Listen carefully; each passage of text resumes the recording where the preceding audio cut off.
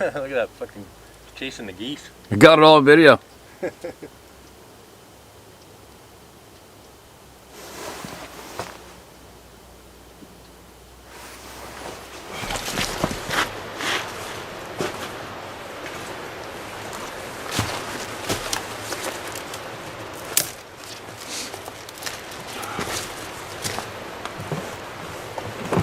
Well, if you're any kind of a freshwater angler, you can't tell me that that isn't driving you crazy.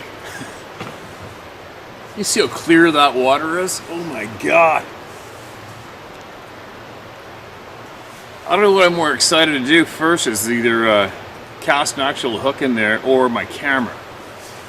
I think I want to throw that camera down the river in various runs and just see how many steelhead are laying in there right now. Man, that water's beautiful. And as you can see, all the leaves are gone. So before I came here, I went all the way around the corner to where I was filming that bear last summer. Then later on, I looked at the photograph, the video, and it looked like something was standing there in that thick willow above the bear. And I zoomed in on it, and it's like, it can't look like more of a face than that.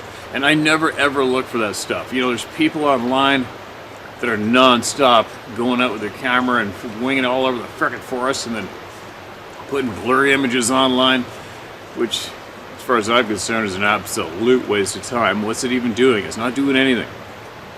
It's not doing anything for the people, right? Anyway, so it doesn't interest me. That act doesn't interest me. I rarely, if ever, look in my videos in the background to see if I can see a face or anything. Very, very rarely, unless, of course, at that time that I make a video, I don't feel too good about where I am. That might raise my own curiosity. But other than that, I just don't care. I've had people, I'll bet you I've had 1,000 people email me in still shots from my videos with circled images and circled faces. And there's 12 Sasquatch behind you, you can see them. I don't see it, teach your own, but it doesn't interest me, okay? With that being said, that's why I'm mentioning to you now, but that, just because that face was so obvious to me, that dark figure that was roughly 8 or 9 feet off the ground if you go by the back of the bear that's in the same video clip. What was that? Right? I mean, it was right there in front of my face in those green leaves. And I thought later on possibly it's just a stump pile that willow's grown around. But now, after I just videotaped that same bush, it's very obviously no. There's no stump there. There's no burnt out stump pile that has willow grown around it, so.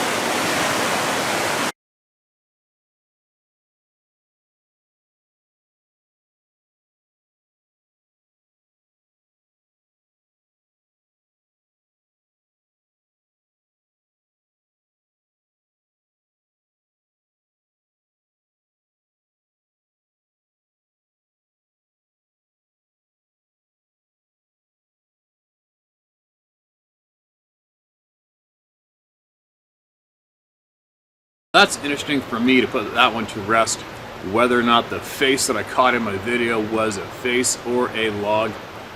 It's not a log. What else? Before I get into some more shows here, I might have mentioned that last video, I think, that I've mentioned numerous times. I've called people on social media, I don't know how many times I've basically called everybody a bunch of frickin' pussies. Embarrassing pussies when it comes to what's being done to us and the amount of people that actually care and do anything. And I said to you guys before, there is myself, many other people that are actually doing things. We're building up and working up digging, learning, taking note of, stay in contact with each other. There's people that are doing things, okay, and I'm one of them. And I just thought, I'm daydreaming about doing something as well as what I am doing with other people currently, and I want to do something, and I gave it a name today. I would like to call it the Power Shift. And we've all been hearing of the word shift, change. There's a shift coming. There's this coming. And I would like to do this. And obviously it can't be done alone, but I have a feeling I possibly know enough people with enough of a reach to possibly do this and make a statement for all of us, every single one of us. And first off, I think I would like to call it the Power Shift. And what the Power Shift, I hope, would be all of us, the people, giving, for starts, mainstream media news outlets a full-on spanking from the people, the most powerful, the true most powerful force on the face of the planet to the people. The people need to come together. The people need to take back what's been taken from us, which is honesty, the spreading of deceit, lies, manipulative, controlling, lying, sleazy mainstream news. I think we need to teach them a lesson. We need to show the world that the people are the strong force. Not the people, obviously whoever controls the people sucks all that energy from the people and controls all the narratives and feeds back to the people, uses their energy, their power against them, lies and manipulates and misleads the people.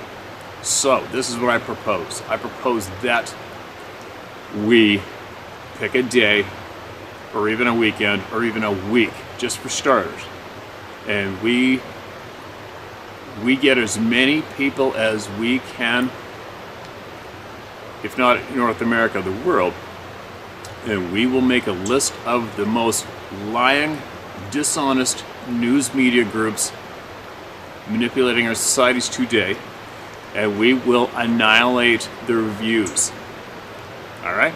Maybe even one day or 2 days or weekend or a week, and we will create this movement, make this group of good, honest, hardworking, pissed off people.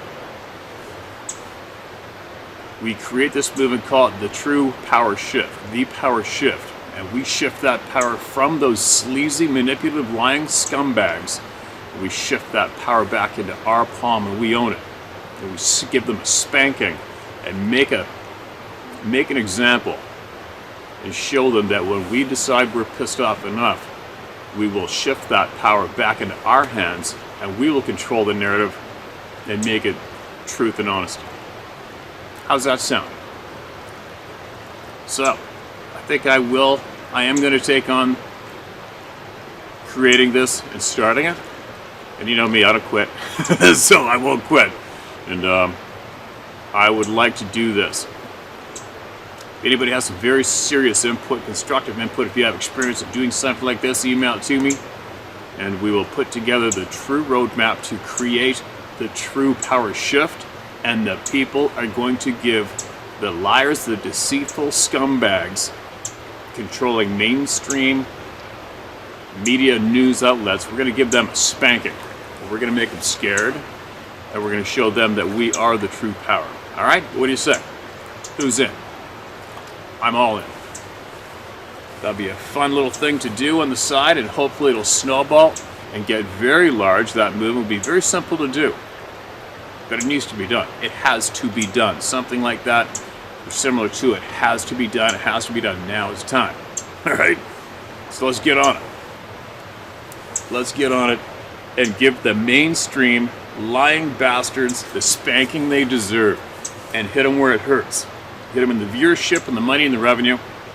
If we can do it for one day as an experiment, see how successful that is, and then make it snowball from there. All right? That's what we need to do. Now, aside from that, we need the people heard. And like I said earlier, if you haven't figured out yet that this is the way, is giving every single voice respect and making sure every single voice is heard. This is the way to being truly free and powerful across the board. Every one of us, not just one or two or three of us, every one of us, right? Okay, what's this one called? This is called Face to Face with the Sasquatch. Hi, Steve. I'm telling my story on what happened to me when I came face to face with one. I thought I could trust this person with my story 6 months before the fact I had seen it. Hell, 6 months after the fact I had seen it. I told my twin brother, who thought it was cool, but brushed it off like it was a joke of some kind. Because we did make fun of Sasquatch when we were younger because of what was portrayed on television. The same month we were at the family gathering with extended family, he told my cousins that I saw one, and they asked for the story. So I told them everything that happened. Here it is. I was living in Sullivan, Missouri at the time. I was visiting some friends at their house who lived out of town. I was living in an apartment at the time with another friend. We'd drive. When we would drive, we did make fun of Bigfoot or Sasquatch or whatever you call it. We would take this drive almost every day. Between our houses, there was about a 15-minute drive we had to take to get to town. We had to drive through a forest. I lived there for about 6 months, from summer to winter while I was there. So when I saw it, it was dark outside between 8:30 and 9 p.m. at night. So yes, it was dark. No one would drive on this road, so I had my brights on. I come across in the middle of the road what looked to be a bear on the road. I know what they look like because I'm from Utah and saw them in the mountains while backpacking through the mountains. But my mind was telling me it was a bear. But I knew of no bears, black or brown, in the area, so I thought it was a wild pig. Never seen one at all, so I got excited. But it did not look like one, and it was way too big and hairy. I came to a complete stop in front of this thing, trying to figure out what kind of animal it was. Then it stood up at 2 feet. I immediately froze and just stared wide-eyed at this thing. My buddy was looking at picking on his camera. I'm reading this word for word.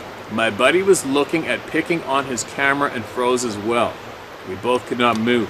We smelt coming through the vents in the car, a really bad smell, something I've never smelled before in my life.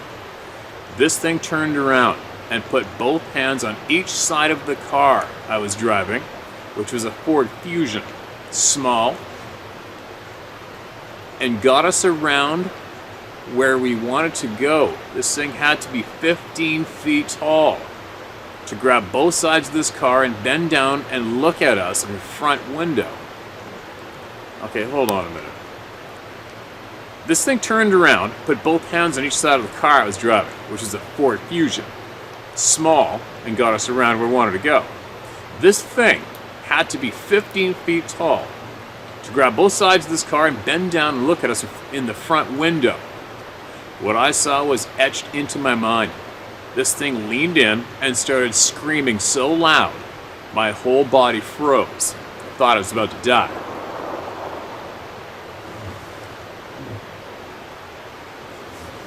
It sounded like a tree falling back there or something. I thought I was about to die.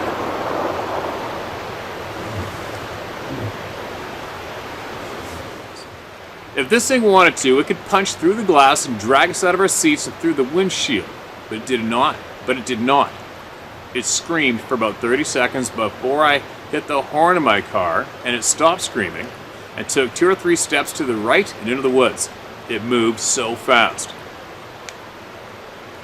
I took off as fast as I could. We did not talk for the rest of the drive. When we got home, we both asked the same question: did you see that? We did not talk about it from that point on. After I told the story to my cousins, they all laughed at it and said it was just a dream, or you're lying about it. They tried to tell them that I made this up, and I gave in and told them it was a vivid dream I had. They kept at laughing about it. They kept at laughing about it for the rest of the day.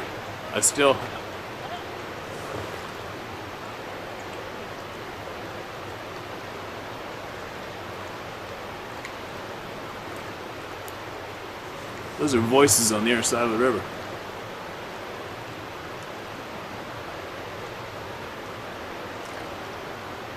I think about it all the time, still hoping that when I go out in the woods, I never have to see one again. Then years later, my older brother said he saw one. But that's another story for another time. If you want to know how I felt and the feelings and energy around me, email me back and I will tell you. Thanks again for sharing this if you do. Hey man, yeah, I want you to email me back. I also want to know what those voices are on the other side of the river.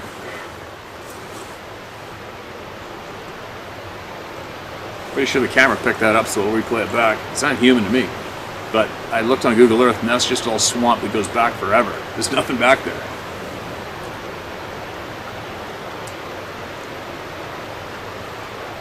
I still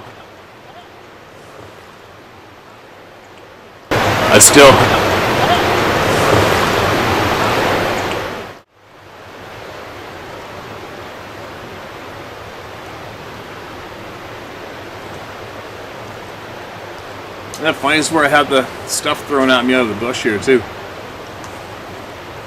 And there's a gate blocking to get down here. So I made my way through the forest up there, went around the gate. I'm the only person down here, that's for sure.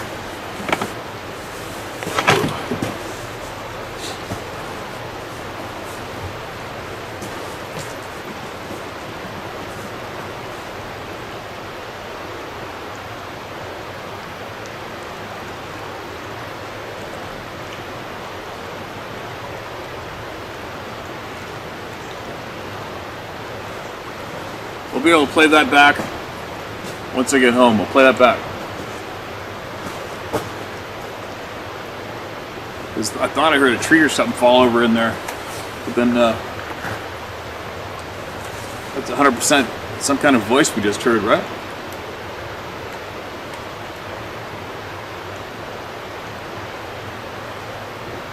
Oh, whatever. You know what? Screw it. I'm going to share another one while I'm here. I don't have to leave yet. But I do got stuff I got to do when I get home. I'm not done yet. I have to do a lot. Got my quad back today. That was a bit of a shitty story I'll tell later on. Now, one more. Hold on. First off, thanks for sending that in. I forgot to thank the person that emailed that in. I don't know if it said use your name or not. But that would be a shit eating experience. So we got an interruption when I was reading your story. You make sure you email us in anything and everything you got when it comes to knowledge about this shit, alright? Share it with the people. Get it off your chest, get your respect back here. It's a safe place. And make sure you email me more knowledge you have, okay? Especially if it's going to help the people here. Okay, man? Thanks for that email. Appreciate it. Alright, what do we got here?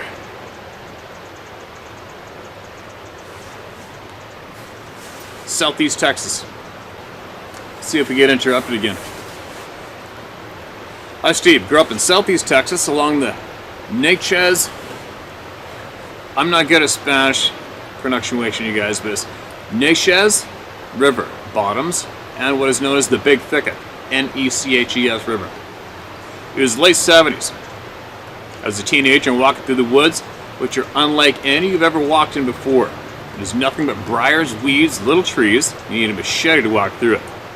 I found a trail on a pipeline, and I was taking that pipeline west to a place where I had lived as a child in a little subdivision on Pine Island Bayou. It was late fall. A cold front had come in, and I was wearing my jacket. As I walked this trail, I heard something following me. It was off to my right, behind me, somewhat, about 25 yards. Why is it always to the right of us we hear them following us? But for the forest being dense and thick, you really couldn't see anything but dead leaves and trees and brush everywhere.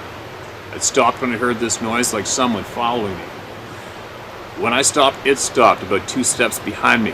I started walking again. I started hearing it again. I stopped, it stopped. I kept running this over in my mind as I walked forward deeper into the swamp. It wasn't a deer, it wasn't the Black Panther, and I'm sure it wasn't a coyote.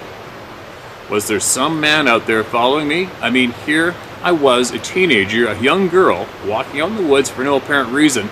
I'm sure that's what someone would think. Well, this time I stopped again and it stopped. So I looked over my right shoulder into the woods where I guesstimate the sounds were coming from. I saw nothing but fallen dead leaves and trees, that's it. I thought maybe I was losing my mind or somebody's playing a trick on me. I wasn't scared, nor was I upset.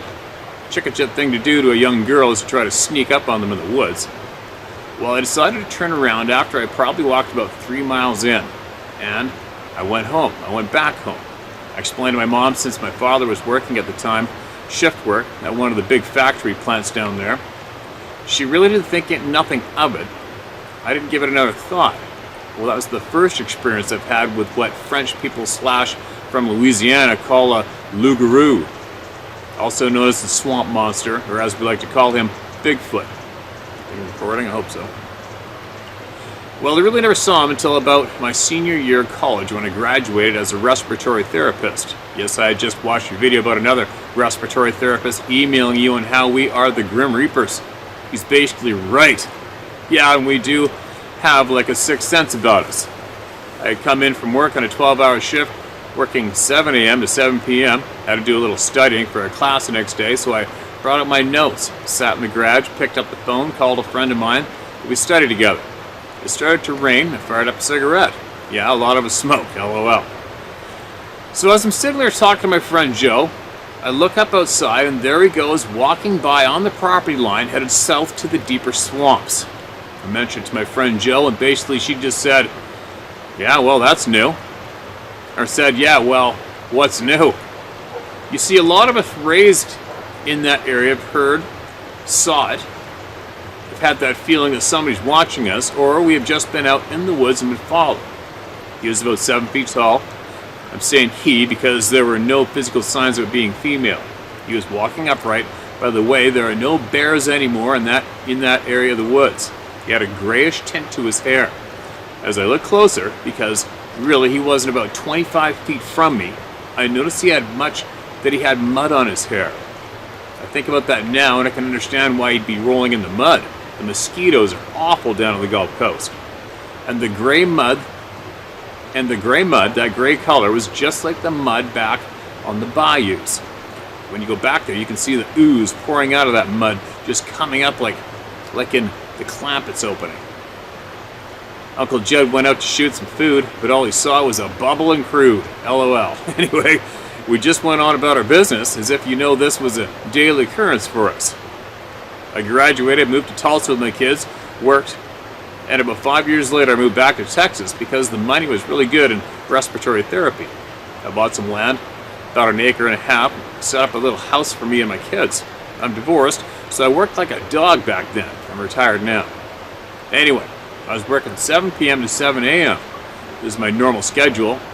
Meanwhile, my kids were 12 and 14, the oldest being a boy. We stayed with my mom when I worked. We're staying with my mom when I worked.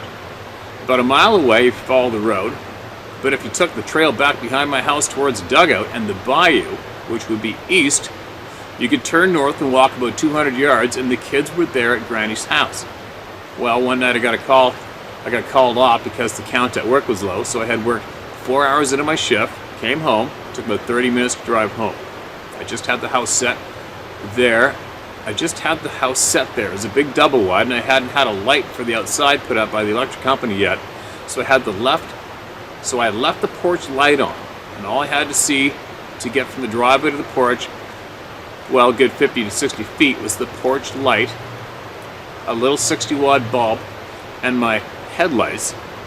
So I turned on the high beams and I get out of the car, leave it running, unlock the house, and as I'm opening the door to my house, I had half the door. Wait a minute. Sorry, this is kind of, I don't know if the reflection or because my attention's going downriver. Try that again. 60-watt bulb in my headlights. So I turned on the high beams and I get out of the car, leave it running, unlock the house, and as I'm opening the door to my house, I had half of the door of the house I had. There's no punctuation. That's what's going on. Half of the door was window, panes. I looked down towards the trail where you would take to go back to my mom's, and there, squatting in my headlights, the shine of my headlights, was something watching me, kind of leaning out behind a tree, but squatting, definitely. I'm native Cherokee, matter of fact, wolf clan. That's why I moved to Oklahoma. Also, my parents had moved down to Texas some years before for my dad to work. But anyway, to get on with the stories. I just kind of looked through the glass and said, hey.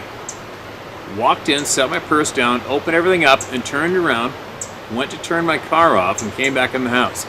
It was summer, and it's hot in southeast Texas in the summer. Well, anyway, years went by. The kids grew up a little bit. At this point, still was 1999. Well, the kids were over at Granny's house with the cousins, and they were hitting golf balls in the backyard. My son told me the story first, then I took my daughter aside. My son wasn't there, and she told me the same story. While they were hitting golf balls to the back of the property, a Bigfoot was leaning on the fence, and this is a hurricane fence, and at 4.5 feet. My son said it was leaning down with its elbows on top of the fence, resting with its chin down, watching them. I guess they like to watch children. I was young when I first heard it with a whistle at my bedroom window when it was open on cool nights and all kinds of strange things that I think of now, that maybe that wasn't my neighbor's dad sneaking down to do that. Why would he write? There's no punctuation. I'm so sorry, you guys. Let's try that again. When it was open on cool nights and all kinds of strange things that I think of now, that maybe that wasn't my neighbor's dad sneaking down to do that. Why would he write? Little things like that I think of. As I've sat here and binge watched your show, things come back to mind that makes me think I was hearing and having visits of him way back in the 70s. Heard him yell to me, and an ex-fiance was sitting out in the front yard one night when the electricity went out, and believe me, it's dark in the swamps. All of a sudden this yell was the deepest. I can't explain it. It was terrifying. I don't scare at all. I mean, I grew up with 2 older brothers and a dad that just loved to terrorize me and tell me as I was a kid that there were bears underneath the bed, alligators underneath the bed. So I've gotten kind of accustomed to that teasing and all that, and I just kind of blew off anything that people would say to be scary. But sitting there that night, dark, no moon, and to hear that god-awful deep scream like a howl was nerve-wracking, to say the least. My fiance at the time asked me, "What was that?" "That was an owl." I just laughed and said, "No." I said it wasn't the cat either, and he said, "Cat." I explained the Black Panther, which I had seen before walking in the woods. So we went in. It's these things that I think of that couldn't have been the sound of any animal that I know of. Wolves, coyotes, cats, bears, nothing. I've seen it more times than I care to choose, but I've never had a feeling of dread or danger. My kids never said they were not scared, although my niece and nephew were. I've had friends down there that have moved off to the Pacific Northwest, even seen it, heard it, all down in the big thicket. There's a lot of places to hide in those woods, rather swamps. Well, there's several other stories from kids I grew up with. There's several other stories from kids I grew up with. My kids, the neighbors, we all have them. Well, I hope that helps somebody down in Texas that could be watching your channel. The way the Cherokee think it's not to be scared of, but to be respectful of. The Cherokee up here in Oklahoma, where I live now on the res, have a name for Bigfoot. It's Anidagawi. Anidagawi. Bigfoot organization run by several tribal members that's up here in Adair County, called Mid-America Bigfoot Organization, I do believe. I guess it's the Cherokee in me and the way we feel about it, or him or her, lol, whichever that makes me not be afraid of it. Another story, another time. Well, stay safe out there and keep your head up. Thanks for the platform you have, and keep up the good work, Carol. Carol, appreciate that share. I'm sorry if I butchered it. There's a bunch of missing punctuation, you guys, and I got missing punctuation comboed with my attention veering off down to the river and the bank behind me, so it made me kind of maybe possibly butcher that email a little bit, and I apologize for that.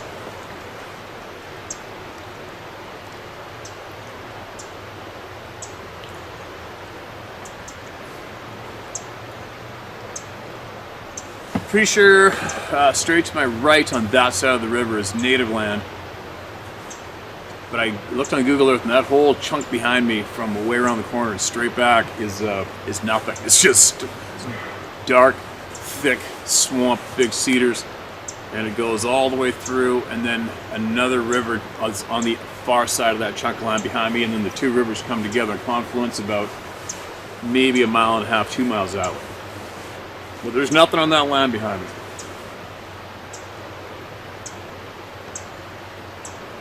Anyway, all right. Well, I've kind of lost my track of thought here, my focus. So I'll go wrap this up right now and get back to sharing some more shortly.